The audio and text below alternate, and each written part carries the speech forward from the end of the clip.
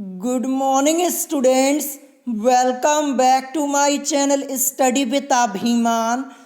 आज मैं आप लोगों के लिए यूपी पॉलिटेक्निक एंट्रेंस एग्ज़ाम 2022 के लिए साइंस में फिजिक्स एंड केमिस्ट्री से रिलेटेड कुछ most important numericals and questions लेकर आया हूँ।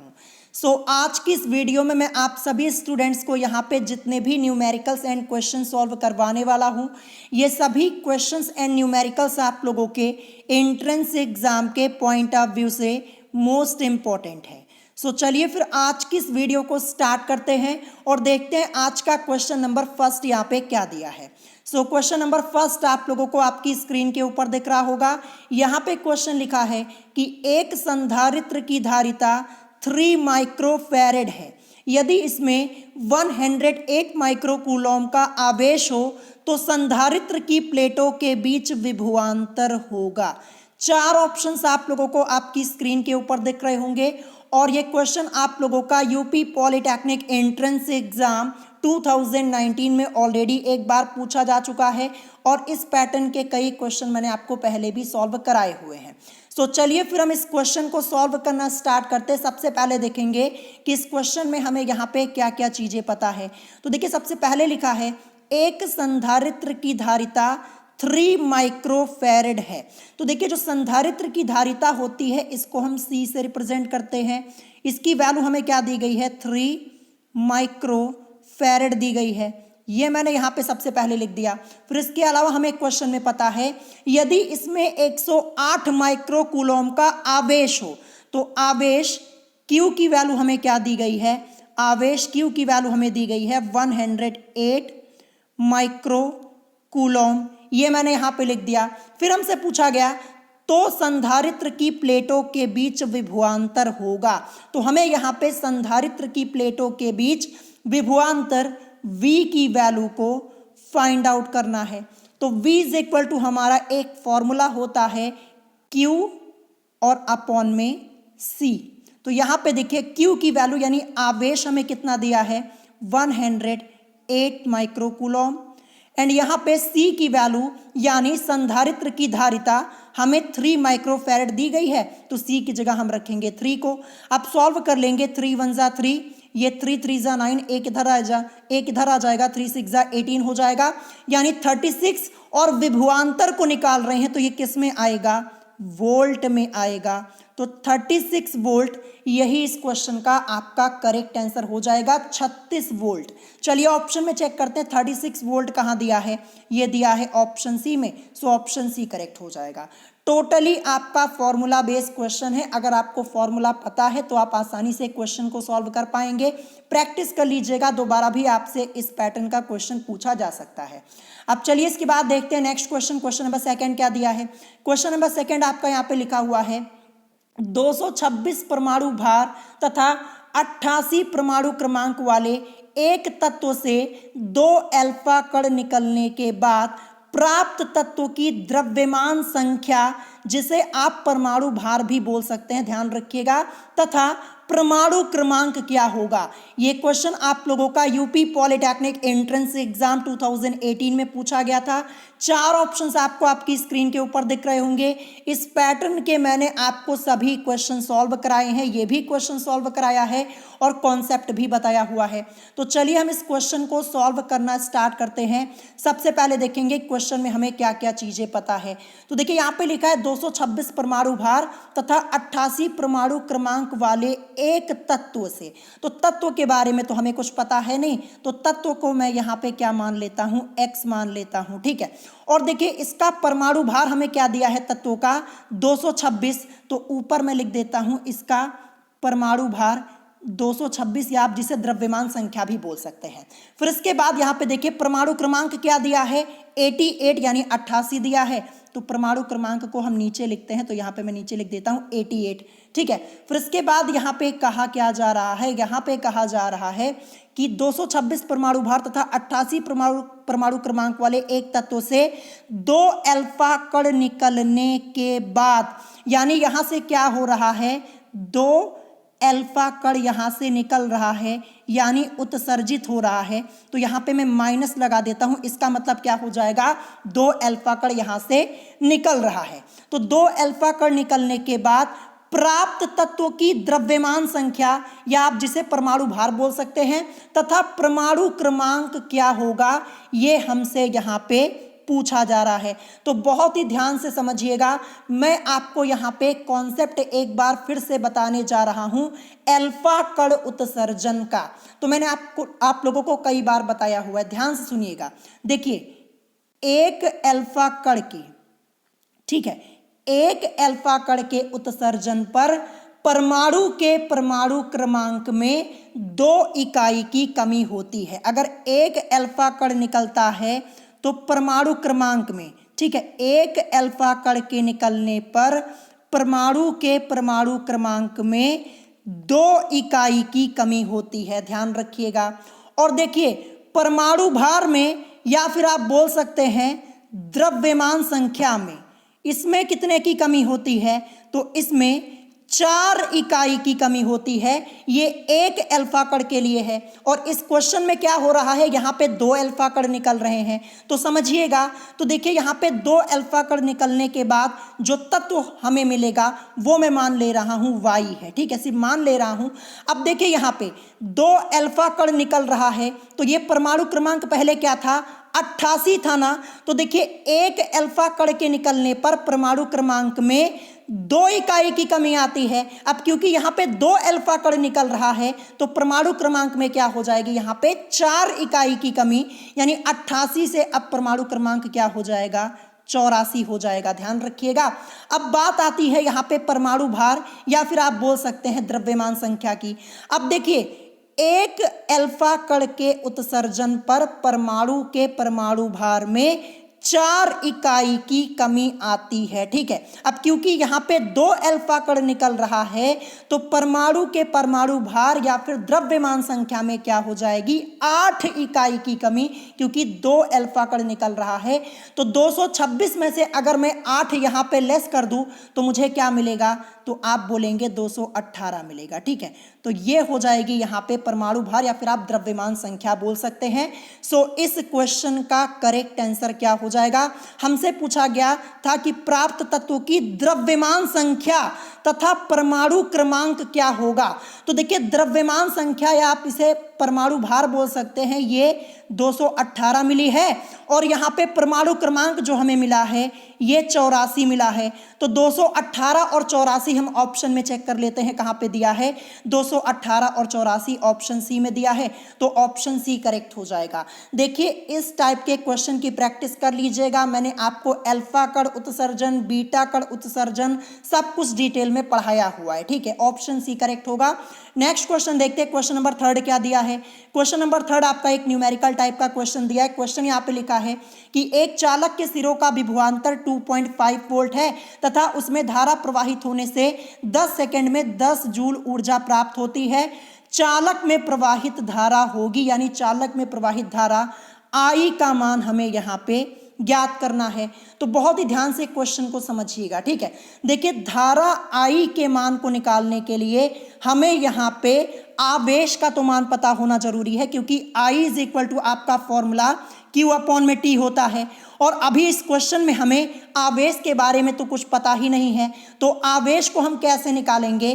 देखिए, हम यहाँ पे लिखेंगे 10 सेकेंड में, ठीक है, 10 सेकेंड में चालक में प्रवाहित आवेश को हम निकाल लेंगे। 10 सेकेंड में चालक में प्रवाहित आवेश Q की वैल्यू को हम यहां पे निकाल लेंगे। अब 10 सेकेंड में क्यों लिखा हुआ है, क्योंकि क्वेश्चन में साफ साफ लिखा हुआ है कि एक चालक के सिरों का विभवांतर 2.5 वोल्ट है तथा उसमें धारा प्रवाहित होने से 10 सेकेंड में 10 जूल ऊर्जा प्राप्त होती है। तो इसीलिए हम क्या करेंगे, 10 सेकेंड में चालक में प्रवाहित आवेश Q की वैल्यू को हम यहाँ पे निकाल लेंगे। तो Q इज इक्वल टू यहाँ पे क्या हो जाएगा, जो हमें क्वेश्चन में ऊर्जा दी गई है ये, और अपॉन में क्या हो जाएगा, अपॉन में विभवांतर हो जाएगा। क्या हो जाएगा, अपॉन में यहाँ पे विभवांतर विभवांतर हो जाएगा। तो विभवांतर मैंने यहाँ पे लिख दिया। तो देखिए ऊर्जा की वैल्यू हमें क्या दी गई है, ऊर्जा 10 जूल हमें यहाँ पे मिल रही है और विभवांतर V की वैल्यू हमें क्या दी गई है, 2.5 वोल्ट। देखिए विभवांतर V की वैल्यू 2.5 वोल्ट दी गई है। अब यहाँ से पॉइंट को हटाएंगे तो पॉइंट के बाद एक संख्या 5 है तो ऊपर एक जीरो बढ़ जाएगा, यानी अब 100 और बटे 25 हमारे पास बचा है, दशमलव हट चुका है, 25 एकम 25 और 25 चौके 100 होता है। तो 4 और आवेश को निकाल रहे हैं तो आवेश का मात्रक क्या होता है, कूलॉम ना। तो 4 कूलॉम, ये आवेश Q की वैल्यू हमें पता चल गई ना। अब यहाँ पे मैं इसको साफ करने जा रहा हूँ, आप इसका स्क्रीनशॉट ले लीजिएगा या फिर नोट कर लीजिएगा। तो आवेश Q की वैल्यू हमें क्या मिल गई, आवेश Q की वैल्यू हमें यहाँ पे 4 कूलॉम मिल चुकी है। अब हम यहाँ पे धारा I के मान को बड़े आसानी से निकाल पाएंगे। तो धारा I is equal to Q upon में T, ये फॉर्मूला होता है। आवेश Q का मान जस्ट अभी हमने फाइंड आउट किया, 4 कूलॉम मिला और हमें यहाँ पे समय T की वैल्यू 10 सेकेंड क्वेश्चन में दी गई है, साफ साफ आप लोग देख पा रहे होंगे, 4 अपॉन में 10। अब देखिए यहाँ पे डिवाइड करना, 4 छोटी संख्या है, 10 से करेंगे, पहले 0 फिर पॉइंट लगाएंगे तब जाके एक 0 बढ़ेगा, 10 4 जा 40 हो जाएगा, यानी क्या मिलेगा, सॉल्व करने पर 0.4 और धारा को निकाल रहे हैं तो धारा का मात्रक एम्पियर होता है। तो 0.4 एम्पियर इस क्वेश्चन का करेक्ट आंसर होगा। चलिए ऑप्शन में चेक कर लेते हैं, ऑप्शन सी करेक्ट हो जाएगा। फॉर्मूला बेस्ड क्वेश्चन है और ऐसे ही क्वेश्चंस आपके एग्जाम में आएंगे, ध्यान रखिएगा। अब देखते हैं नेक्स्ट क्वेश्चन, क्वेश्चन नंबर 4 क्या दिया है। क्वेश्चन नंबर 4 है, किसी चालक तार की विद्युत प्रतिरोधकता निर्भर करती है इसकी लंबाई पर, ऑप्शन ए दिया है, ऑप्शन बी दिया है इसके अनुप्रस्थ काट के क्षेत्रफल पर, ऑप्शन सी दिया है इसके पदार्थ की प्रकृति पर और ऑप्शन डी दिया है उपर्युक्त सभी पर। मोस्ट इंपॉर्टेंट क्वेश्चन है ये, क्वेश्चन आपसे इस बार के एग्जाम में पूछा जा सकता है। तो किसी चालक तार की विद्युत प्रतिरोधकता निर्भर करती है उपर्युक्त सभी पर, यानी इसकी लंबाई पर, इसके अनुप्रस्थ काट के क्षेत्रफल पर और इसके पदार्थ की प्रकृति पर। So correct answer option D हो जाएगा। क्वेश्चन को जरूर प्रिपेयर कर लीजिएगा। नेक्स्ट क्वेश्चन देखते हैं, क्वेश्चन नंबर 5 क्या दिया है। क्वेश्चन नंबर 5 ये भी आपका न्यूमेरिकल टाइप का क्वेश्चन है। यहाँ पे लिखा है किसी विद्युत परिपथ के दो बिंदुओं के बीच 10 कूलॉम आवेश प्रवाहित करने में 250 जूल ऊर्जा व्यय होती है, दोनों बिंदुओं के बीच विभवांतर होगा, ये हमें यहाँ पे ज्ञात करना है। सो सबसे पहले देखेंगे क्वेश्चन में हमें यहाँ पे क्या क्या चीजें पता है। यहाँ पे लिखा है किसी विद्युत परिपथ के दो बिंदुओं के बीच 10 कूलॉम आवेश प्रवाहित करने में, यानी आवेश Q की वैल्यू हमें क्या दी गई है, 10 कूलॉम, ये मैंने लिख दिया। फिर इसके बाद 250 जूल ऊर्जा व्यय होती है। तो यहाँ पे ऊर्जा जिसे हम W से रिप्रेजेंट करेंगे, ध्यान रखिएगा, इसकी वैल्यू हमें क्या दी गई है, 250 और जूल में दी गई है। फिर हमसे पूछा गया दोनों बिंदुओं के बीच विभवांतर V की वैल्यू को फाइंड आउट करना है। तो V इज इक्वल टू हमारा एक फॉर्मूला होता है W और अपॉन में Q। तो W की वैल्यू हमारे पास 250 और जूल में है और यहाँ पे Q की वैल्यू हमारे पास 10 कूलॉम है। सॉल्व करेंगे, ये 0 से ये 0 कैंसिल, सो हमें यहाँ पे V की वैल्यू 25 और किस में मिलेगी, विभवांतर का मात्रक वोल्ट होता है तो यहाँ पे वोल्ट में मिलेगी 25 वोल्ट। कहाँ पे दिया है 25 वोल्ट, ऑप्शन सी में दिया है, ऑप्शन सी करेक्ट हो जाएगा। ठीक है, क्वेश्चन इंपॉर्टेंट है, प्रैक्टिस कर लीजिएगा। नेक्स्ट क्वेश्चन देखते हैं, क्वेश्चन नंबर 6 यहाँ पे है कि घरों में कौन सी धारा प्रयुक्त होती है। ऑप्शन ए दिया प्रत्यावर्ती धारा, ऑप्शन बी दिष्ट धारा, ऑप्शन सी दिष्ट धारा व प्रत्यावर्ती धारा दोनों, ऑप्शन डी दिया है विस्थापन धारा। सो करेक्ट आंसर हो जाएगा ऑप्शन ए यानी प्रत्यावर्ती धारा। कई बार क्वेश्चन कराया है ये और ये क्वेश्चन आपके एग्जाम में कई बार पूछा जा चुका है। तो घरों में कौन सी धारा प्रयुक्त होती है, या फिर ये क्वेश्चन आपसे ऐसे पूछा जाता है कि घरों में कौन सी धारा प्रवाहित होती है। तो प्रत्यावर्ती धारा, जिसे हम इंग्लिश में क्या बोलते हैं, अल्टरनेटिव करंट बोलते हैं। ऑप्शन ए करेक्ट होगा। नेक्स्ट क्वेश्चन देखते हैं, क्वेश्चन नंबर 7। क्वेश्चन नंबर 7 आपका एक न्यूमेरिकल टाइप का क्वेश्चन दिया है और मोस्ट इंपॉर्टेंट है क्योंकि इस टाइप के क्वेश्चंस आपके एग्जाम में कई बार पूछे जा चुके हैं। क्वेश्चन यहाँ पे है कि निम्न परिपथ में ए व बी के बीच तुल्य प्रतिरोध है। हमें यहाँ पे ए और बी के बीच तुल्य प्रतिरोध ज्ञात करना है। परिपथ हमें यहाँ पे दिया है, 4 ऑप्शंस आपको आपकी स्क्रीन के ऊपर दिख रहे होंगे। इस टाइप के कई क्वेश्चन मैंने आपको पहले कई बार सॉल्व कराए हैं और ये क्वेश्चन जो देख रहे हैं ना, यही क्वेश्चन मैंने आपको 4 से 5 बार सॉल्व कराया है।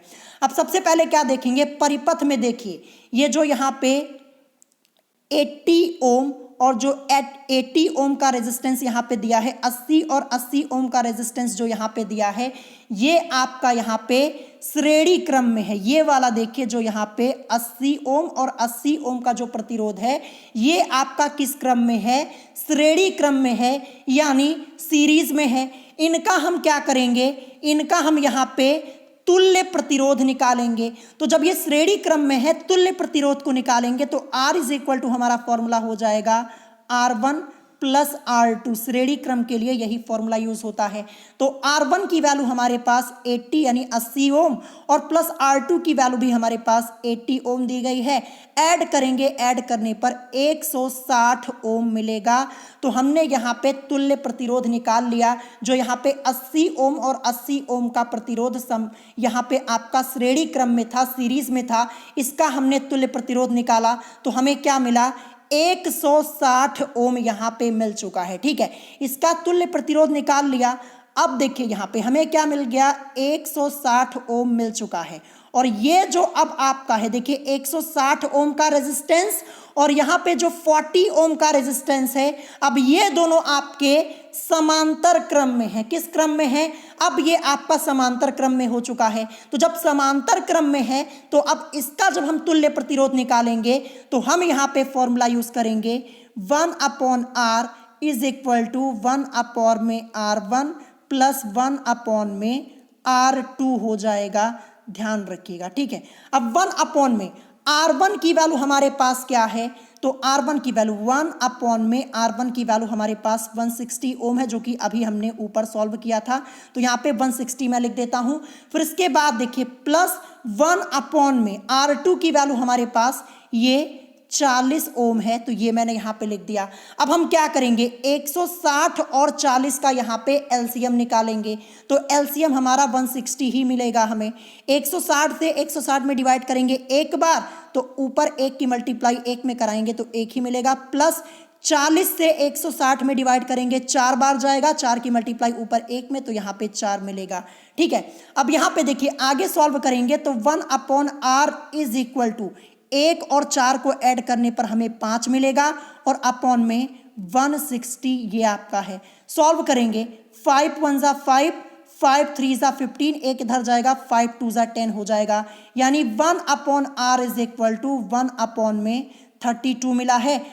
त्रियक गुणा करवा देंगे, क्रॉस मल्टीप्लाई, तो R इज इक्वल टू हमें मिलेगा 32 ओम। यही हमारा A और B के बीच तुल्य प्रतिरोध हो जाएगा। यही इस क्वेश्चन का आंसर हो जाएगा। R इज इक्वल टू 32 ओम कहाँ पे दिया है? चलिए चेक कर लेते हैं। ऑप्शन ए में दिया है, ऑप्शन ए करेक्ट हो जाएगा। सिंपल सा क्वेश्चन था। देखिए सबसे पहले क्या करना था, ये वाला जो रेजिस्टेंस आपका दिया है 80 ओम और 80 ओम का, ये आपका किस में है? सीरीज में है, श्रेणी क्रम में है। तो R इज इक्वल टू आप यहाँ पे R1 प्लस R2 करेंगे, ऐड करेंगे 80 प्लस 80 करने पर आपको मिलेगा 160 ओम। ये मिला यहाँ पे। फिर इसके बाद देखिए ये 160 ओम हमें मिला, तो देखिए इसको सॉल्व करने पर हमें क्या मिल गया? यहाँ पे मिल गया 160 ओम। अब देखिए ये जो 160 ओम वाला रेजिस्टेंस है और जो 40 ओम वाला रेजिस्टेंस है, ये आपका यहाँ पे अब समांतर क्रम में है, पैरेलल है। तो यहाँ पे फॉर्मूला यूज करेंगे जब तुल्य प्रतिरोध निकालेंगे इसका 1/R इज इक्वल टू 1/में में R1 प्लस 1/में में R2। समांतर क्रम के लिए यही फॉर्मूला होता है। वैल्यूज को पुट करेंगे, सॉल्व करेंगे, 32 ओम मिलेगा। आई होप आपको क्वेश्चन समझ में आ गया होगा। नेक्स्ट क्वेश्चन देखते हैं। क्वेश्चन नंबर 8 क्या है? क्वेश्चन नंबर 8 है कि किरचॉफ का द्वितीय नियम आधारित है। ऑप्शन ए दिया है आवेश के संरक्षण पर, ऑप्शन बी ऊर्जा के संरक्षण पर, ऑप्शन सी धारा के संरक्षण पर और ऑप्शन डी दिया है उपर्युक्त में से कोई नहीं। तो जो किरचॉफ का द्वितीय नियम है ये आपका ऊर्जा के संरक्षण पर आधारित है। ऑप्शन बी करेक्ट हो जाएगा। और अगर आपसे यह पूछ लिया जाए कि किरचॉफ का प्रथम नियम, क्या पूछ दिया जाए? आपसे पूछ दिया जाए कि किरचॉफ का प्रथम नियम आधारित है, तो जो प्रथम नियम है ये आपका आवेश के संरक्षण पर आधारित है। ध्यान रखिएगा, आवेश के संरक्षण पर आधारित है। इस क्वेश्चन को भी नोट कर लीजिएगा, कई बार कराया है। प्रथम नियम जो किरचॉफ का है वो आवेश के संरक्षण पर आधारित है और यहाँ पे जो द्वितीय पूछा गया है, द्वितीय वाला, ये आपका आधारित है ऊर्जा के संरक्षण पर। ऑप्शन बी करेक्ट हो जाएगा। 2 क्वेश्चन आपके मैंने यहाँ पे करा दिए। अब इसके बाद देखते हैं नेक्स्ट क्वेश्चन, क्वेश्चन नंबर 9।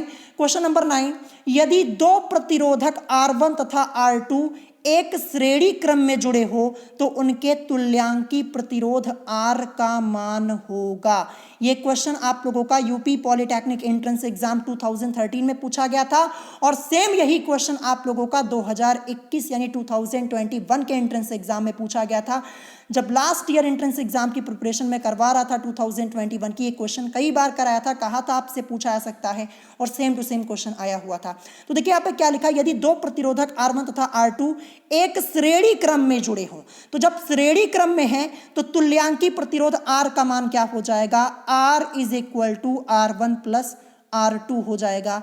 यानी R1 प्लस R2 ये कहाँ पे दिया है, ऑप्शन सी में दिया है ना, तो ऑप्शन सी करेक्ट हो जाएगा। ये श्रेणी क्रम, समांतर क्रम, ये सब मैंने आपको पढ़ाया है। अगर आपने चैप्टर पढ़ा है, रिवीजन किया है, तो आपको इस क्वेश्चन का आंसर जरूर पता रहा होगा। ठीक है, सो यहाँ पे ऑप्शन सी आपका हो जाएगा।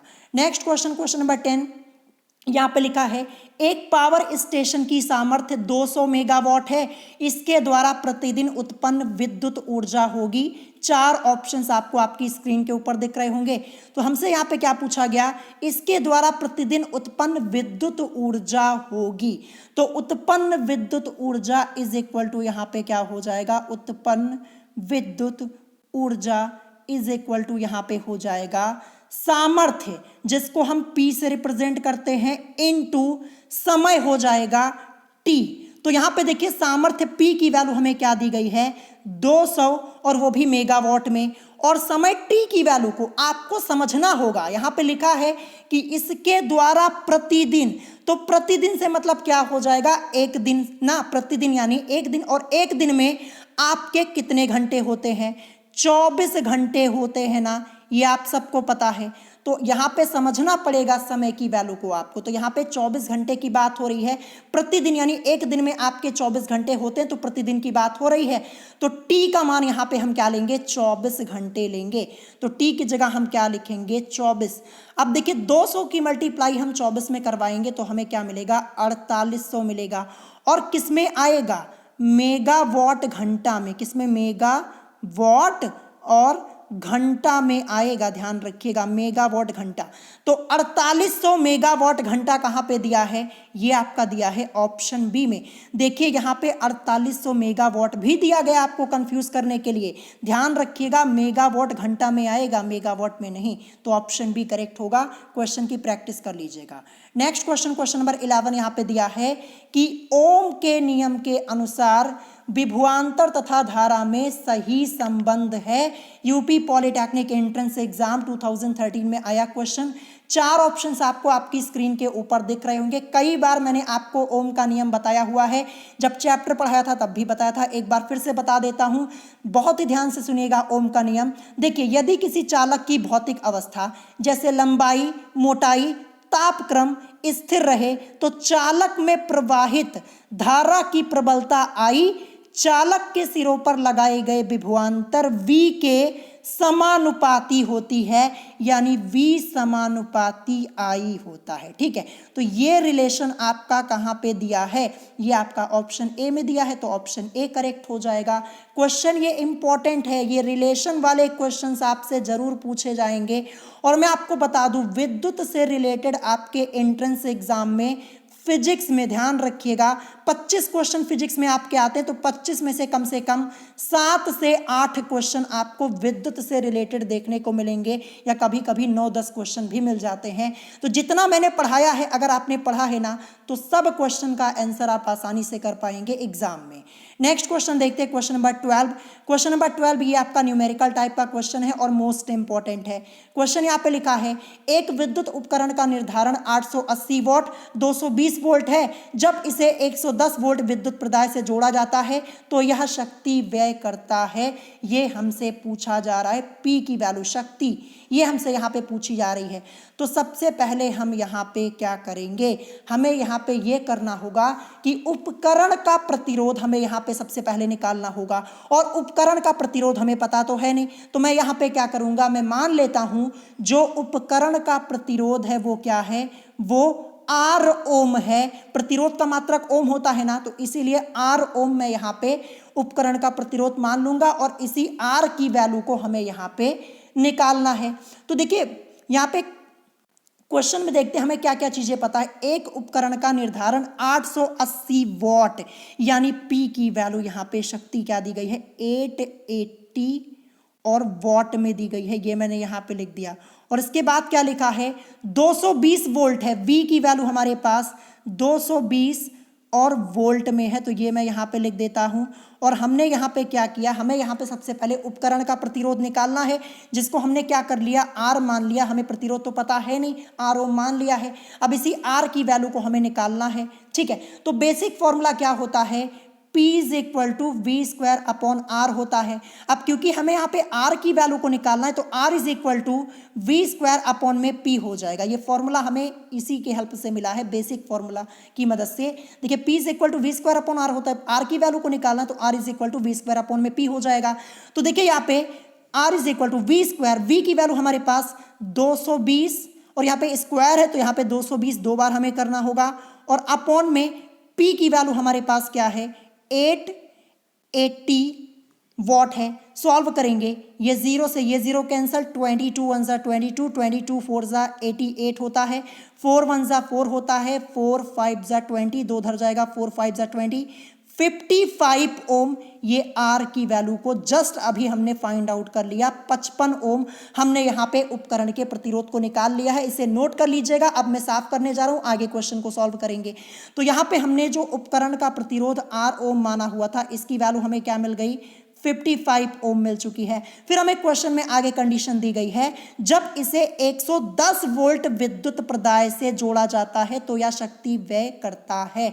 तो अब हमारे पास जो V की वैल्यू होगी वो होगी 110 और वोल्ट में, क्योंकि साफ साफ लिखा है कि जब इसे 110 वोल्ट विद्युत प्रदाय से जोड़ा जाता है तो यह शक्ति व्यय करता है।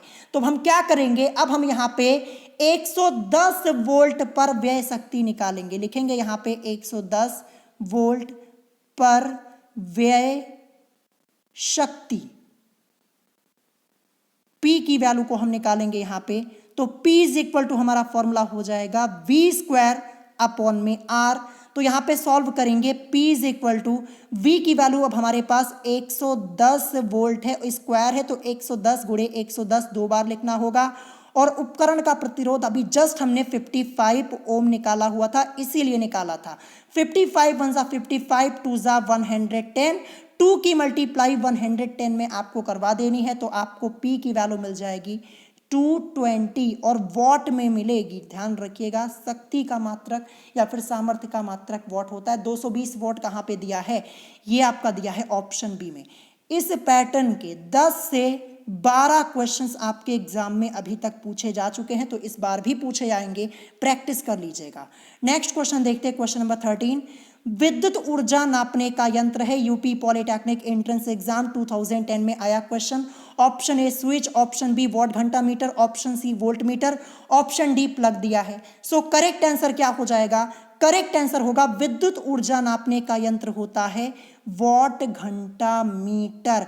देखिए यहाँ पे विद्युत ऊर्जा लिखा हुआ है, ध्यान रखिएगा, कंफ्यूज मत होइएगा। आपसे एक क्वेश्चन और पूछा जाता है कि विद्युत धारा, क्या पूछा जाएगा, आपसे पूछा जाएगा विद्युत धारा नापने का यंत्र है या फिर विद्युत धारा मापने का यंत्र है। तो अगर ये पूछा जाएगा, विद्युत धारा पूछा जाएगा, तो आप क्या बोलेंगे, आमीटर बोलेंगे। क्या बोलेंगे, आमीटर बोलेंगे। और यहाँ पे विद्युत ऊर्जा है, विद्युत ऊर्जा और विद्युत धारा में अंतर होता है। विद्युत ऊर्जा नापने का यंत्र वॉट घंटा मीटर और विद्युत धारा मापने का यंत्र आमीटर। और अगर आपसे ये पूछा जाए कि विभवांतर के मापन के लिए, क्या पूछा जाए कि विभवांतर, ठीक है, विभवांतर के मापन के लिए किस यंत्र का प्रयोग होता है, तो आप बोलेंगे वोल्ट मीटर का। विभवांतर मापने के लिए वोल्ट मीटर का प्रयोग होता है, ये भी नोट कर लीजिएगा, कई बार बताया है मैंने आपको। और इस क्वेश्चन का आंसर ऑप्शन बी हो जाएगा, वॉट घंटा मीटर। नेक्स्ट क्वेश्चन देखते हैं, क्वेश्चन नंबर 14, जो कि आपका न्यूमेरिकल टाइप का क्वेश्चन है। क्वेश्चन यहाँ पे लिखा है 200 ओम प्रतिरोध के एक तार में 1.5 एम्पियर की धारा प्रवाहित करने से ऊर्जा की दर होगी, ये आपसे पूछा जा रहा है। 4 ऑप्शंस आपको आपकी स्क्रीन के ऊपर दिख रहे होंगे। टोटली फॉर्मूला बेस्ड क्वेश्चन है, अगर आपको फॉर्मूला पता है तो आप कर पाएंगे, कई बार ये क्वेश्चन सॉल्व कराया है। सो यहाँ पे देखिए क्वेश्चन नंबर 14 कैसे सॉल्व करेंगे, बहुत ही ध्यान से समझिएगा, तो मैं आपको डिटेल में समझा देता हूँ। देखिए, यदि R ओम के तार में I एम्पियर की धारा प्रवाहित हो रही है तो ऊर्जा व्यय की दर P = I स्क्वायर R होता है। इसी फॉर्मूले का यूज करेंगे, कई बार मैंने आपको ये फॉर्मूला बताया है। अब क्वेश्चन में देखेंगे I की वैल्यू हमारे पास 1.5 एम्पियर है, ये मैंने लिख दिया। और रेजिस्टेंस R की वैल्यू हमारे पास क्या है, 200 और ओम में है, ये ओम का सिंबल मैंने बनाया है। फॉर्मूला हमसे यहाँ पे देखिए, फॉर्मूला हमने क्या यूज किया, P = I²R। तो यहाँ पे हमसे पूछा गया कि प्रवाहित करने से, यहाँ पे 1.5 एम्पियर की धारा प्रवाहित करने से ऊर्जा की दर होगी, तो ऊर्जा की दर P = I²R, इसी फॉर्मूले का यूज करेंगे। I का मान हमारे पास 1.5 है, और क्योंकि स्क्वायर है तो 2 बार 1.5 को हमें लेना होगा, ठीक है। फिर इसके बाद यहाँ पे R की वैल्यू हमारे पास 200 ओम है। देखिए 1.5 2 बार इसलिए लिखा क्योंकि I² है, यहाँ पे ध्यान रखिएगा। तो यहाँ पे मल्टीप्लाई करवा लीजिए, मल्टीप्लाई करवाने पर आपको यहाँ पे क्या मिलेगा, आपको मिलेगा 450। और क्योंकि हम यहाँ पे ऊर्जा की दर को निकाल रहे हैं तो ये वॉट में आएगी। सो यहाँ पे 450 वॉट आएगा इस क्वेश्चन का करेक्ट आंसर, जो कि कहाँ पे दिया है, ऑप्शन बी में दिया है। देखिए, अगर आपको ये फॉर्मूला P = I²R ये नहीं पता होगा तो ये क्वेश्चन आपसे नहीं सॉल्व होने वाला। तो आज ही इस क्वेश्चन की प्रैक्टिस 3 से 4 बार कर लीजिएगा, कई बार कराया है मैंने आपको। फॉर्मूला क्या बताया, देखिए ध्यान से सुनिएगा। यदि R ओम के तार में I एम्पियर की धारा प्रवाहित हो रही है तो ऊर्जा व्यय की दर P = I²R होता है, ये फॉर्मूला ध्यान रखिएगा। नेक्स्ट क्वेश्चन नंबर 15 पे आते हैं। क्वेश्चन नंबर 15 यहाँ पे आपका एक न्यूमेरिकल टाइप का क्वेश्चन है। यहाँ पे लिखा है एक 2 वोल्ट बैटरी को 8 वॉट के बल्ब को जलाने के लिए प्रयोग किया जाता है। बैटरी 1 घंटे के प्रयोग के बाद कार्य करना बंद कर देती है। इस अवधि में बल्ब में से जो आवेश कूलाम में प्रवाहित होता है वह है, यानी हमें यहाँ पे आवेश ज्ञात करना है, वो भी कूलॉम में। साफ साफ क्वेश्चन में हमसे यही पूछा गया है। तो इस क्वेश्चन को हम कैसे सॉल्व करेंगे, तो देखिए यहाँ पे सबसे पहले हम क्वेश्चन में देखेंगे कि हमें यहाँ पे क्या क्या चीजें पता है। यहाँ पे लिखा है एक 2 वोल्ट बैटरी को, ठीक है, यानी V की वैल्यू हमें यहाँ पे क्या दी गई है, रुकिए मैं साइड में लिखता हूँ। V की वैल्यू हमें यहाँ पे 2 और वोल्ट में दी गई है, ये मैंने यहाँ पे लिख दिया 2 वोल्ट। तो एक 2 वोल्ट बैटरी को 8 वॉट के बल्ब को जलाने के लिए, यानी बल्ब की शक्ति P = यहाँ पे क्या है, 8 है और वॉट में है, तो ये मैंने यहाँ पे लिख दिया। तो जलाने के लिए प्रयोग किया जाता है, ये यहाँ पे लिखा है। बैटरी 1 घंटे के प्रयोग के बाद कार्य करना बंद कर देती है। तो समय t की वैल्यू हमें क्या दी गई है, 1 घंटे यानी 1 आवर्स हमें यहाँ पे दी गई है, ठीक है। रुकिए मैं यहाँ पे लिख देता हूँ 1 आवर हमें दी गई है। अब देखिए इसको हम क्या करेंगे, ये जो 1 आवर हमें यहाँ पे दिया गया है ना, इसको हम चेंज करेंगे सेकंड में।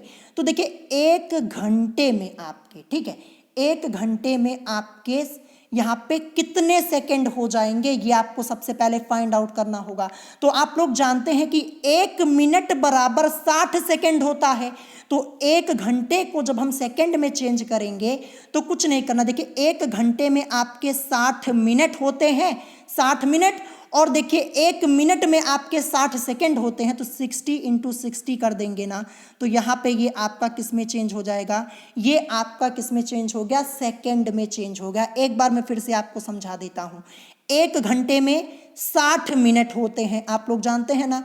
फिर उसके बाद देखिए 1 मिनट बराबर 60 सेकंड होता है, तो यहाँ पे 60 मिनट में आपके कितने सेकंड हो जाएंगे, अगर हम 60 से मल्टीप्लाई कर दे तो हमें यहाँ पे सेकंड पता चल जाएगा। तो यहाँ पे क्या करेंगे, यहाँ पे 60 इंटू 60 रहने देंगे टी की वैल्यू को। यहाँ तक आपको समझ में आ गया होगा। अब हम यहाँ पे सबसे पहले क्या करेंगे, हम यहाँ पे फॉर्मूला यूज करेंगे P is equal to V into I. ठीक है, ये फॉर्मूला यूज करेंगे और हम यहाँ पे क्या करेंगे, बल्ब में प्रवाहित धारा के मान को निकालेंगे इसी फॉर्मूले की मदद से।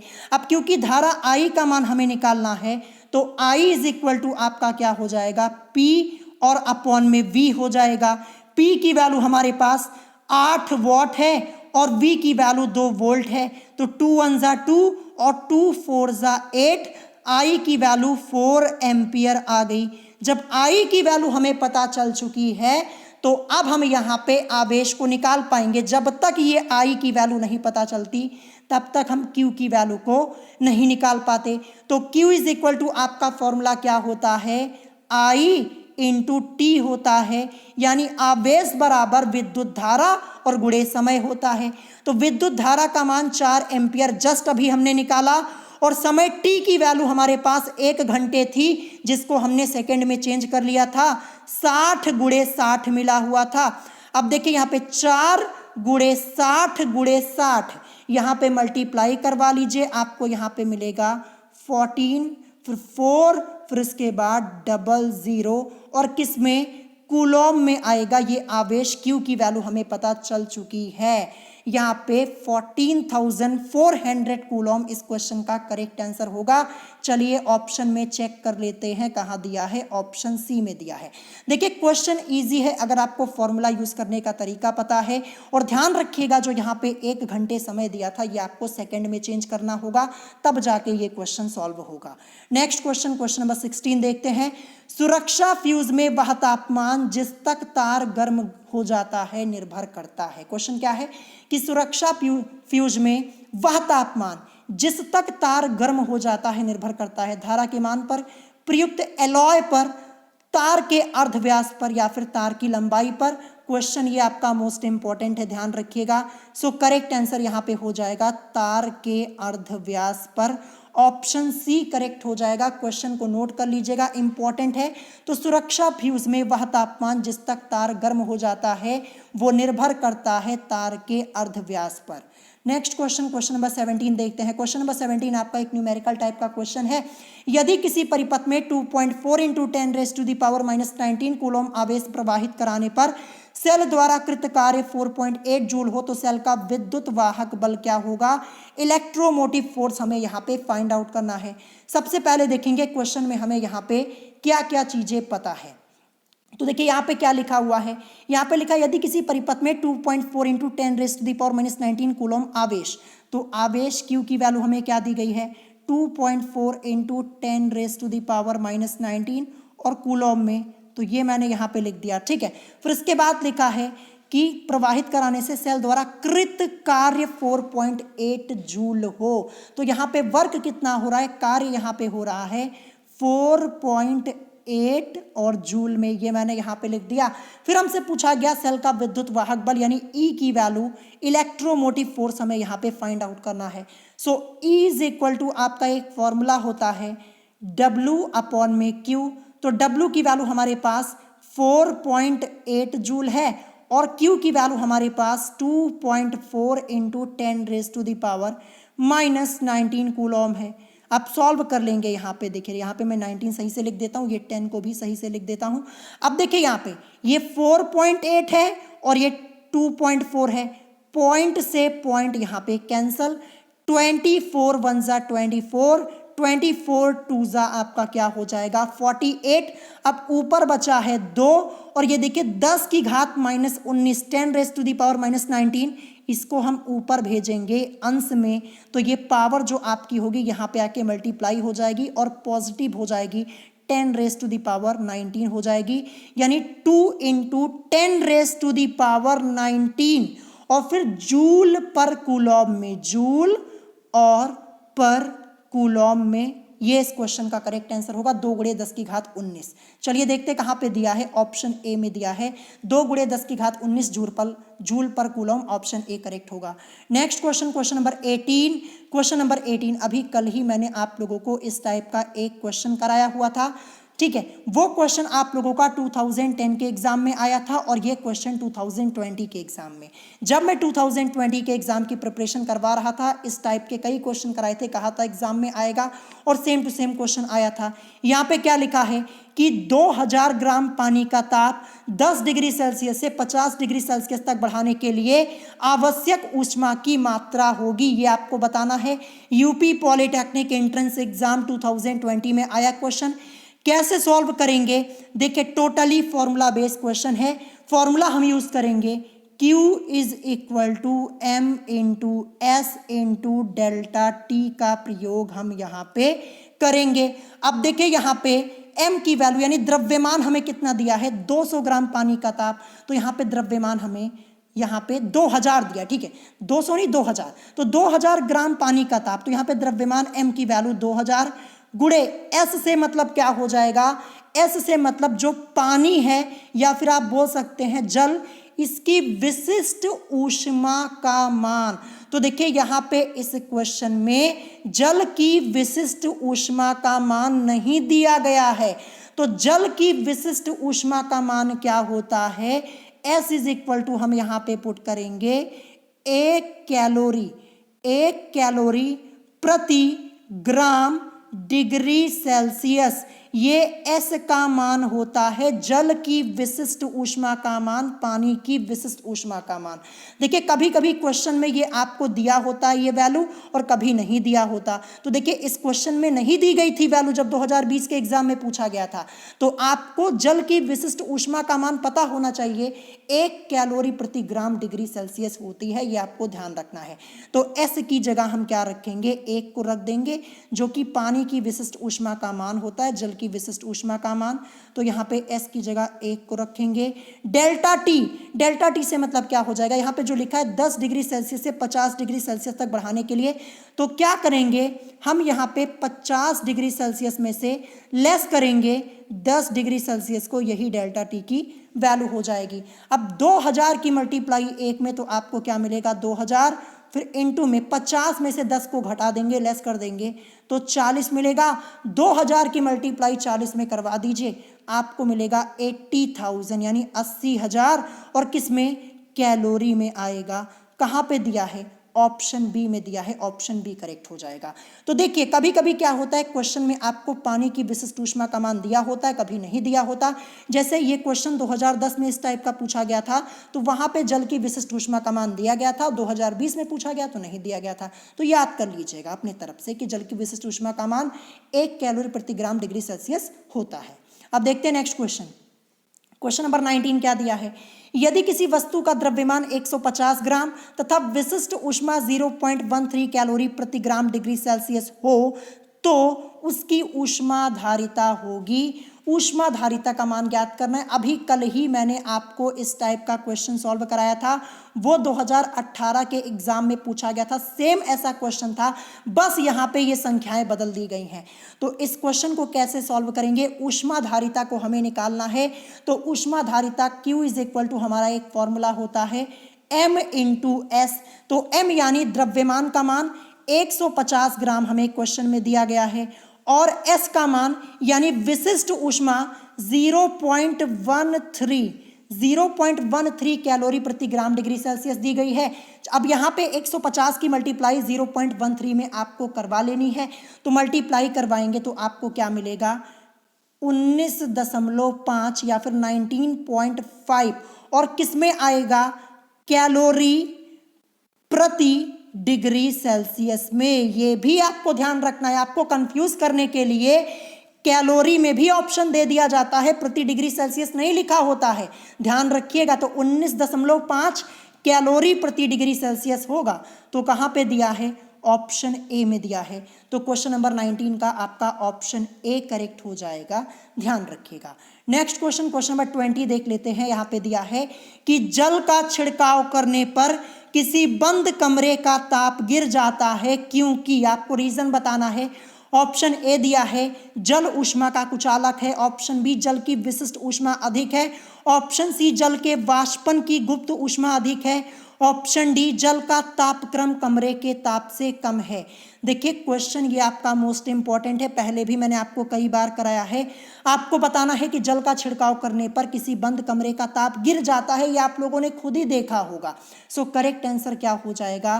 करेक्ट आंसर होगा आपका यहाँ पे ऑप्शन सी, यानी जल के वाष्पन की गुप्त ऊष्मा अधिक है। यही इस क्वेश्चन का आपका करेक्ट आंसर हो जाएगा। अब देखते हैं next question, question number 21।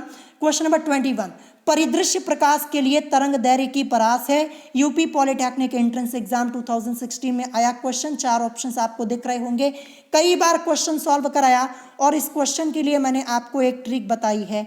Trick मैंने आपको क्या बताई हुई थी? आपको ऑप्शन में क्या करना है?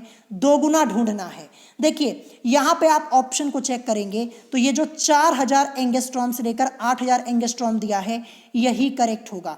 अब देखिए अगर मैं आपसे कहूँ कि 4000 इसका दोगुना क्या होता है तो आप बोलेंगे 8000 होता है ना।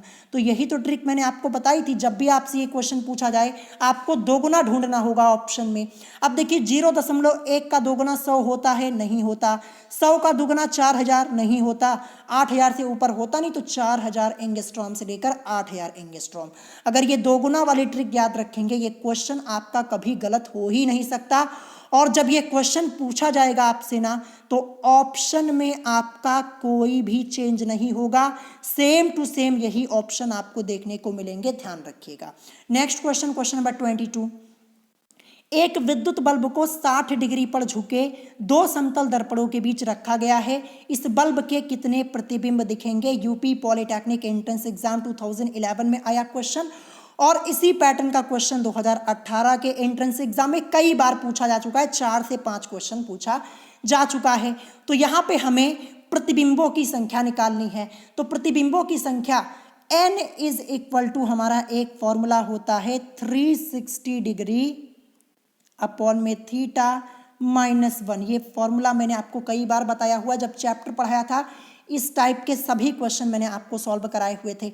अब क्वेश्चन में हमें थीटा की वैल्यू 60 डिग्री दी गई है, तो थीटा की जगह हम क्या रखेंगे? 60 डिग्री को। तो 360 डिग्री ये तो फॉर्मूले में ही होता है, अपॉन में थीटा की वैल्यू 60 डिग्री दी गई है और -1 है।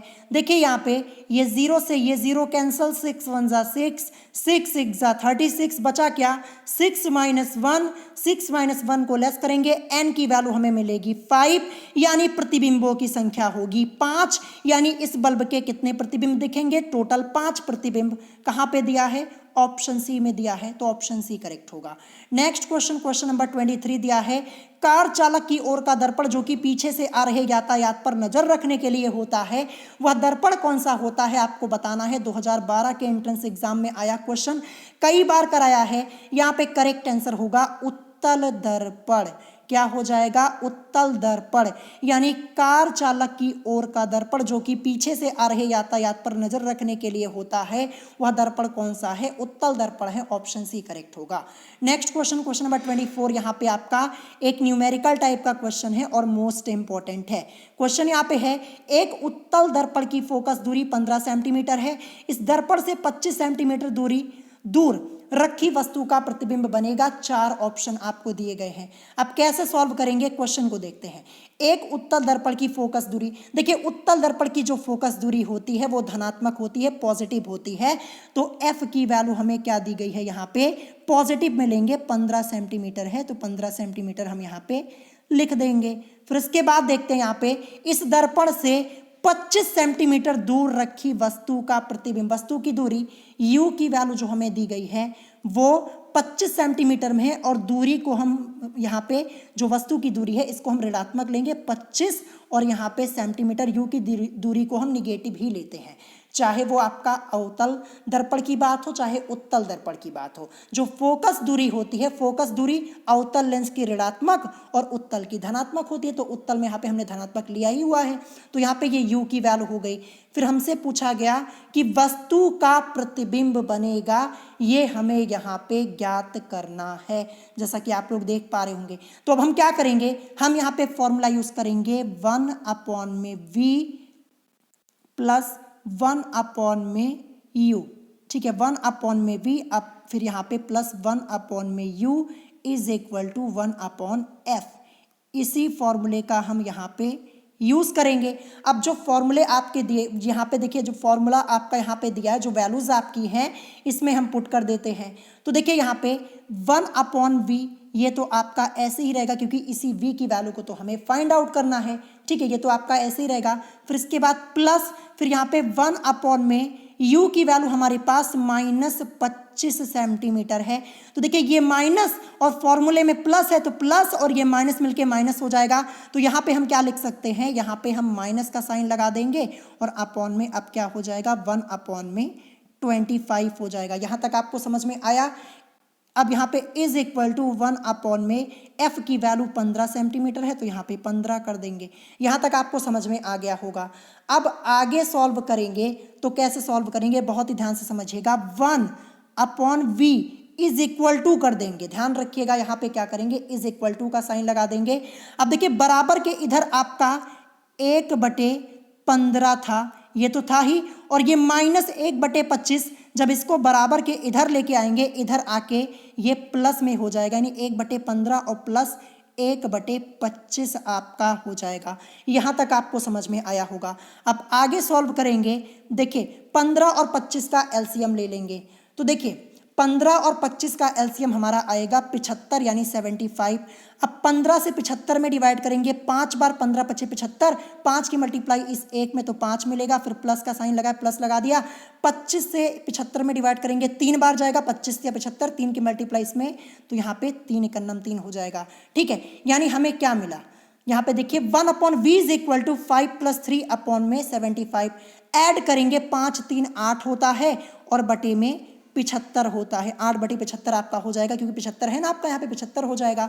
तो हमें क्या मिला, 1/v इज इक्वल टू यहाँ पे 8 और बटे में 75 मिला हुआ है। अब क्रॉस मल्टीप्लाई करवा देंगे, तो देखिए v की मल्टीप्लाई 8 में, तो 8v इज इक्वल टू 75 की मल्टीप्लाई 1 में, तो 8v इज इक्वल टू 75। यहाँ तक पहले आप नोट कर लीजिए, क्योंकि अब मैं साफ करने जा रहा हूँ, नीचे जगह है नहीं, तो यहाँ तक नोट कर लीजिए या फिर स्क्रीनशॉट ले लीजिएगा। 8v इज इक्वल टू 75 हमें मिला है, तो यहाँ पे मैं लिख देता हूँ 8v इज इक्वल टू 75 मिला हुआ, या फिर v इज इक्वल टू 75/8। जब आप इसको यहाँ पे सॉल्व करेंगे डिवाइड करके, तो आपको मिलेगा 9.375 के समथिंग मिलेगा, और ये वैल्यू आपकी बराबर किसके हो जाएगी, 9.4 के, और सेंटीमीटर में आएगी। देखिए अगर आप ऑप्शन चेक करेंगे ना, तो ऑप्शन में आपको 9.375 नहीं लिखा हुआ मिलेगा, लेकिन इसके करीब की वैल्यू ऑप्शन में आपको 9.4 दी गई है। तो करेक्ट आंसर हमारा हो जाएगा 9.4 सेंटीमीटर। तो कहाँ पे दिया है, ये दिया हुआ है, देखिए ये, तो ये जो प्रतिबिंब है ना, ये दर्पण के पीछे 9.4 सेंटीमीटर दूरी पर बनेगा। अब देखिए यहाँ पे सॉल्व करने पर हमें मिला था 9.375, ठीक है। अब ये तो ऑप्शन में था नहीं, और चारों ऑप्शन आपने देख लिया, आपको 9.375 दिख नहीं रहा, तो इस कंडीशन में आप क्या करेंगे, जो इसके करीब की वैल्यू होगी, जो कि 9.4 है, तो यही हमारा करेक्ट आंसर हो जाएगा, ऑप्शन बी। क्वेश्चन इंपॉर्टेंट है, प्रैक्टिस कर लीजिएगा।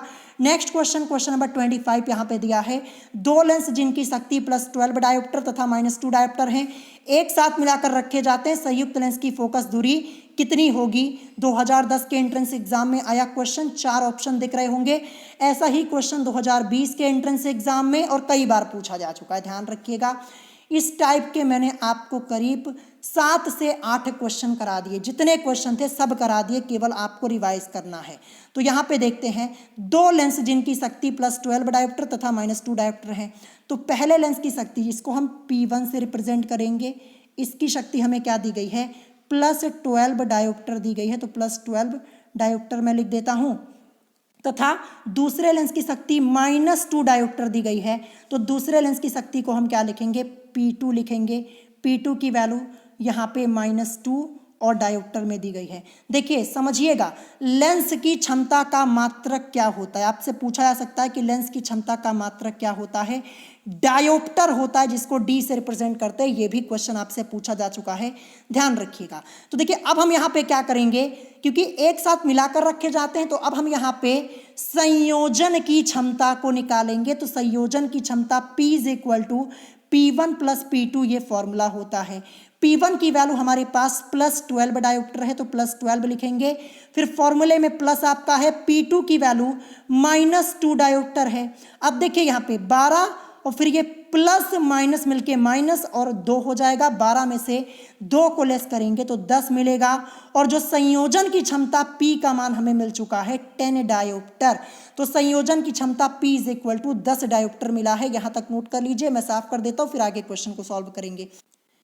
सो हमने यहाँ पे P की वैल्यू को निकाल लिया, यानी संयोजन की क्षमता को हमने क्या निकाल लिया, 10 डायोप्टर। अब हम क्या करेंगे, अब हम यहाँ पे संयुक्त लेंस की फोकस दूरी को निकाल लेंगे। तो संयुक्त लेंस की फोकस दूरी को निकालने के लिए हम फॉर्मूला क्या यूज करेंगे, P इज इक्वल टू 100 और अपॉन में F, इसी फॉर्मूले का यूज करेंगे। सो यहाँ पे देखिए P की वैल्यू को अभी हमने निकाला, संयोजन की क्षमता 10 डायोप्टर हमें मिली, इज इक्वल टू 100, तो आपका ऐसे ही रहेगा, और अपॉन में F, ये तो इसकी वैल्यू को तो अभी हमें निकालना है, ये फोकस दूरी को। अगर मैं 10 के नीचे 1 लिख लूँ, कोई दिक्कत नहीं। अब हम क्रॉस मल्टीप्लाई करवा लेंगे 10 की मल्टीप्लाई F में, तो आपको मिलेगा 10F इज इक्वल टू 1 की मल्टीप्लाई 100 में, तो 100। 10F इज इक्वल टू 100 या फिर F इज इक्वल टू 100 और अपॉन में 10 कर लेंगे। यहाँ पे ये 0 से ये 0 cancel, F is equal to आपको क्या मिलेगा, 10, और वो भी सेंटीमीटर में। ध्यान रखिएगा 10 सेंटीमीटर, क्योंकि ऑप्शंस आपके सभी सेंटीमीटर में दिए गए हैं, आप यहाँ पे चेक कर सकते हैं, इसीलिए हमने इस फॉर्मूले का भी यूज़ किया था। ठीक है, जब फोकस दूरी सेंटीमीटर में हमें पता होती है तो इसी फॉर्मूले का यूज करते हैं, ध्यान रखिएगा। तो 10 सेंटीमीटर यहाँ पे ऑप्शन ए में दिया गया, ऑप्शन ए करेक्ट हो जाएगा। नेक्स्ट क्वेश्चन देखते हैं, क्वेश्चन नंबर 26 दिया है कि पर्दे पर छवि बनाने के लिए प्रयोग किया जाता है। 2016 में पूछा गया क्वेश्चन। 4 ऑप्शंस आपको आपकी स्क्रीन के ऊपर दिख रहे होंगे। So question number 26, correct answer आपका क्या हो जाएगा, पर्दे पर छवि बनाने के लिए उत्तल लेंस का प्रयोग करते हैं, ऑप्शन ए करेक्ट हो जाएगा। नेक्स्ट क्वेश्चन, क्वेश्चन नंबर 27 देखते हैं क्या यहाँ पे क्या दिया है। यहाँ पे पूछा गया कि सिलिकॉन है, यूपी पॉलिटेक्निक एंट्रेंस एग्जाम 2011 में पूछा गया क्वेश्चन। ऑप्शन ए अर्धचालक, ऑप्शन बी चालक, ऑप्शन सी कुचालक या ऑप्शन डी इनमें से कोई नहीं। सेम ऐसा ही क्वेश्चन 2021 के एंट्रेंस एग्जाम में भी पूछा गया था। लास्ट ईयर जब मैं एंट्रेंस एग्जाम की प्रिपरेशन करवा रहा था, ये सब क्वेश्चन मैंने करवाए हुए थे और ऐसा ही क्वेश्चन आया था। तो सिलिकॉन क्या है, ये एक अर्धचालक है, सेमीकंडक्टर है। ऑप्शन ए इस क्वेश्चन का आपका करेक्ट आंसर होगा। नेक्स्ट क्वेश्चन देखते हैं, क्वेश्चन नंबर 28 क्या दिया है। क्वेश्चन नंबर 28 है कि चित्र में ए और बी के बीच तुल्यांकी प्रतिरोध होगा। यहाँ पे आपको एक फिगर दिया गया, 2013 के एग्जाम में आया क्वेश्चन। हमें यहाँ पे तुल्यांकी प्रतिरोध निकालना है ए और बी के बीच में। तो आप लोग देख पा रहे होंगे जी, ये 2 ओम और जो 2 ओम का रेजिस्टेंस दिया है, ये यहाँ पे पैरेलल है, यानी समांतर क्रम में है। तो जब समांतर क्रम में है तो तुल्य प्रतिरोध को निकालेंगे, तो 1/R इज इक्वल टू 1 में R1 प्लस 1 में R2 हो जाएगा। इसी फॉर्मूले का तो यूज करेंगे, और 2 ही प्रतिरोध है तो R2 तक गए हैं, अगर 3 होता तो 1/R3 तक जाते प्लस करके, तो 2 ही है। तो यहाँ पे देखिए 1 में R1 की वैल्यू 2, फिर इसके बाद 1 में R2 की वैल्यू 2। अब इसको सॉल्व करेंगे, सॉल्व करने पर 2/2 मिलेगा, सॉल्व करने पर आपको यहाँ पे 1 ओम मिलेगा। R की वैल्यू आपको क्या मिल जाएगी, 1 ओम मिल जाएगी। यही इस क्वेश्चन का करेक्ट आंसर होगा। ए व बी के बीच तुल्य प्रतिरोध 1 ओम होगा। कहाँ दिया है, ये ऑप्शन बी में दिया है। अब देखते हैं नेक्स्ट क्वेश्चन, क्वेश्चन नंबर 29 क्या है। घरेलू विद्युत परिपथों में बल्ब प्रयुक्त किए जाते हैं। 2014 में आया क्वेश्चन। 4 ऑप्शंस आपको दिख रहे होंगे। क्वेश्चन नंबर 29, करेक्ट आंसर क्या हो जाएगा। देखिए घरेलू विद्युत परिपथों में जो बल्ब प्रयुक्त किए जाते हैं वो पैरेलल यानी समांतर क्रम में होते हैं। ऑप्शन बी करेक्ट होगा। ध्यान रखिएगा, कई बार ये क्वेश्चन पूछा जा चुका है, शायद 2021 के एंट्रेंस एग्जाम में भी ये क्वेश्चन पूछा गया था। देखिए पेपर ऑनलाइन हुआ था, कई शिफ्ट में हुआ था, तो हर एक शिफ्ट में अलग अलग क्वेश्चन पूछे जा रहे थे, तो ये किसी ना किसी शिफ्ट में ये क्वेश्चन पूछा गया था। अब देखते हैं next question, question number 30। Question number 30 है कि फैराडे के नियम के अनुसार 2013 में आया क्वेश्चन है। 4 ऑप्शन आपको दिए गए हैं। ये रिलेशन वाले क्वेश्चंस आपसे जरूर पूछे जाते और सभी क्वेश्चन मैंने आपको कराए हुए हैं। सो क्वेश्चन नंबर 30, इसका करेक्ट आंसर क्या होगा? करेक्ट आंसर होगा ऑप्शन बी, यानी E is equal to minus n into D D T of five. यही आपका हो जाएगा करेक्ट आंसर। ठीक है, यहाँ पे ऑप्शन बी इस क्वेश्चन का आपका करेक्ट आंसर हो जाएगा। ये सब क्वेश्चन क्या करना है? डायरेक्टली आपको लर्न करना है, याद कर लेना है, ध्यान रखिएगा। नेक्स्ट क्वेश्चन देखते हैं। क्वेश्चन नंबर 31 यहाँ पे है कि गॉस तथा न्यूटन पर एम्पियर मीटर में संबंध है। 4 ऑप्शंस आपको आपकी स्क्रीन के ऊपर दिख रहे होंगे, आपको यहाँ पे रिलेशन बताना है। देखिए ये रिलेशन वाले क्वेश्चंस आपसे जरूर पूछे आते हैं, तो तैयार कर लीजिएगा। तो देखिए करेक्ट आंसर आपका ऑप्शन डी वाला होगा, यानी 1 newton per ampere metre is equal to 10 raise to the power 4 gauss होता है। ये आप लर्न कर लीजिएगा। देखिए इसके लिए कोई ट्रिक नहीं है, कोई कॉन्सेप्ट नहीं है, डायरेक्ट आपको लर्न करना होगा, ध्यान रखिएगा। क्वेश्चन नंबर 31 का करेक्ट आंसर ऑप्शन डी हो जाएगा, ये वाला। अब देखते हैं नेक्स्ट क्वेश्चन। क्वेश्चन नंबर 32 क्या दिया है? क्वेश्चन नंबर 32 है, किसी परिपथ में प्रेरित विद्युत धारा की दिशा सदैव ऐसी होती है कि वह उस कारण का विरोध करती है जिससे वह स्वयं उत्पन्न होती है। यह नियम किसका है? आपको बताना है। 4 ऑप्शंस दिख रहे होंगे। अभी 4 से 5 दिन पहले ही ये क्वेश्चन मैंने आपको कराया था। देखिए ये जो नियम वाले क्वेश्चन है, जो नियम आपसे पूछ लिया जाता है फिजिक्स में, जरूर पढ़ लीजिएगा। ठीक है, सो करेक्ट आंसर क्या होगा? करेक्ट आंसर ऑप्शन बी होगा, लेंज का नियम है ये, ध्यान रखिएगा।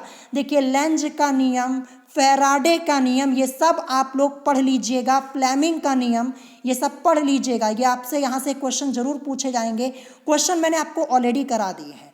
अब देखते हैं नेक्स्ट क्वेश्चन। क्वेश्चन नंबर 33 क्या है? क्वेश्चन नंबर 33 देखिए यही क्वेश्चन आपका पूछा गया कि निम्न में से कौन सा नियम प्रेरित विद्युत वाहक बल की दिशा को बताता है। 2013 के एग्जाम में पूछा गया। 4 ऑप्शन आपको दिख रहे होंगे। So question number 33 correct answer होगा फ्लेमिंग का राइट हैंड नियम, यानी ऑप्शन बी इस क्वेश्चन का आपका करेक्ट आंसर हो जाएगा। क्वेश्चन तैयार कर लीजिएगा। नेक्स्ट क्वेश्चन, क्वेश्चन नंबर 34 है कि निम्न में से कौन सा विद्युत चुंबकीय प्रेरण पर आधारित है? 2013 के एंट्रेंस एग्जाम में आया क्वेश्चन है। Option A dynamo, option B विद्युत मोटर, ऑप्शन सी विभवमापी, ऑप्शन डी इनमें से कोई नहीं। करेक्ट आंसर आपका होगा डायनेमो, जिसे आप जनित्र भी बोलते हैं या फिर जनरेटर बोलते हैं, ध्यान रखिएगा। करेक्ट आंसर ऑप्शन ए होगा। नेक्स्ट क्वेश्चन, क्वेश्चन नंबर 35 देखते हैं। यहाँ पे ट्रांसफार्मर को दिष्ट धारा में प्रयोग करने के लिए ऑप्शन ए दिया, इसमें धारा नियंत्रक लगाना पड़ेगा। ऑप्शन बी इसकी क्रोड बदलनी पड़ेगी। ऑप्शन सी इसकी कुंडली बदलनी पड़ेगी। ऑप्शन डी इसे केवल प्रत्यावर्ती धारा में ही प्रयोग कर सकते हैं। थोड़ा ट्रिकी क्वेश्चन है, अभी 1 हफ्ते पहले ही मैंने आपको ये क्वेश्चन कराया था। तो देखिए ट्रांसफार्मर जो है ना, इसे केवल प्रत्यावर्ती धारा में यानी अल्टरनेटिव करंट में ही प्रयोग कर सकते हैं। ऑप्शन डी करेक्ट हो जाएगा। ट्रांसफार्मर को दिष्ट धारा में प्रयोग नहीं किया जा सकता, इसे केवल प्रत्यावर्ती धारा में ही प्रयोग कर सकते हैं। ऐसे क्वेश्चन आपसे जरूर पूछे जाएंगे। नेक्स्ट क्वेश्चन, क्वेश्चन नंबर 36 यहाँ पे दिया है, जिस ताप पर द्रव का वाष्प दाब वायुमंडलीय दाब के बराबर हो जाता है उस ताप को कहते हैं। ऑप्शन ए गलनांक, ऑप्शन बी हिमांक, ऑप्शन सी क्वथनांक, ऑप्शन डी क्रांतिक ताप। क्वेश्चन नंबर 36 करेक्ट आंसर आपका क्या होगा? क्वथनांक होगा। आपके एग्जाम में ये क्वेश्चन पूछा जा चुका है। करीब मैंने आपको 7 से 8 बार क्वेश्चन कराया, चैप्टर पढ़ाया था तब भी कराया था। नेक्स्ट क्वेश्चन, क्वेश्चन नंबर 37 है, बिना गर्म किए किसी ताप पर किसी द्रव की सतह से अणुओं के धीरे धीरे वायु में मिलने की क्रिया को कहते हैं। ऑप्शन ए क्वथन, ऑप्शन बी निर्वात आसवन, ऑप्शन सी वाष्पन, ऑप्शन डी आसवन दिया है। अब देखिए यहाँ पे बिना गर्म किए ये बात यहाँ पे हो रही है, तो क्वेश्चन नंबर 37 करेक्ट आंसर आपका वाष्पन हो जाएगा। ऑप्शन सी इस क्वेश्चन का करेक्ट आंसर होगा, ध्यान रखिएगा। नेक्स्ट क्वेश्चन, क्वेश्चन नंबर 38 है कि चार्ल्स के नियम में क्या नियत रहता है? कई बार क्वेश्चन कराया है। 4 ऑप्शन आपको दिख रहे होंगे। तो जो चार्ल्स के नियम में नियत होता है वो होता है V अपॉन में T। क्या होता है? V अपॉन में T, या फिर ऐसे लिखिए V अपॉन में T। तो कहाँ पे दिया है? ये आपका दिया है ऑप्शन डी में। देखिए चार्ल्स का नियम, बॉयल का नियम, ये सब नियम मैंने आपको पढ़ाया है। एवोगैड्रो का नियम, ये सब पढ़ लीजिएगा। यहाँ पे देखते हैं इसके बाद नेक्स्ट क्वेश्चन, क्वेश्चन नंबर 39, किसी गैस का दाब होता है उसके ताप के व्युत्क्रमानुपाती, परम ताप के व्युत्क्रमानुपाती, परम ताप के समानुपाती, या ताप पर निर्भर नहीं करता। तो क्वेश्चन नंबर 39 परम ताप के समानुपाती होता है। ऑप्शन सी करेक्ट होगा, यानी किसी गैस का दाब होता है उसके परम ताप के समानुपाती। अब देखते हैं आज का लास्ट क्वेश्चन, क्वेश्चन नंबर 40, जो कि मोस्ट इंपॉर्टेंट है, कॉन्सेप्ट बेस्ड क्वेश्चन है, 2019 के एंट्रेंस एग्जाम में पूछा गया क्वेश्चन है। यहाँ पे लिखा है कि कांच के एक प्रिज्म में बैंगनी, लाल एवं हरे प्रकाश का वेग v लिखा है। v से मतलब यहाँ पे वेग से हो जाएगा, और ये वाले v से मतलब हमारा हो जाएगा वॉयलेट, यानी यहाँ पे बैंगनी रंग से, ध्यान रखिएगा। फिर इसके बाद r से मतलब यहाँ पे रेड, यानी हो जाएगा लाल रंग से, और v से जो कैपिटल V यहाँ पे, इसका मतलब हो जाएगा वेग, ध्यान रखिएगा। फिर इसके बाद यहाँ पे एवं Vg लिखा है। V से मतलब वेग हो जाएगा, और G से मतलब यहाँ पे ग्रीन कलर, यानी यहाँ पे हरे रंग से हो जाएगा, ध्यान रखिएगा। तो यही यहाँ पे लिखा है कि प्रकाश का वेग क्रमशः VV, VR एवं VG है। तो निम्न में से कौन सा संबंध सही है, ये आपको बताना है। देखिए ये क्वेश्चन काफ़ी कॉन्सेप्ट बेस्ड क्वेश्चन है, ध्यान रखिएगा। अगर कॉन्सेप्ट पता होगा ना, तभी आप क्वेश्चन को सॉल्व कर पाएंगे। सबसे पहले मैं आपको करेक्ट आंसर इसका बता देता हूँ। करेक्ट आंसर ऑप्शन बी वाला होगा, ये वाला आपका रिलेशन करेक्ट होगा।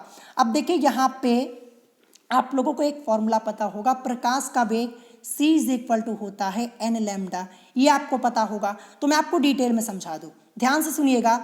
जब प्रकाश किसी प्रिज्म में से गुजरता है, तब लाल रंग की तरंग दैर्घ्य सबसे अधिक, फिर इसके बाद हरे रंग की उससे कम, तथा बैंगनी रंग की सबसे कम होती है।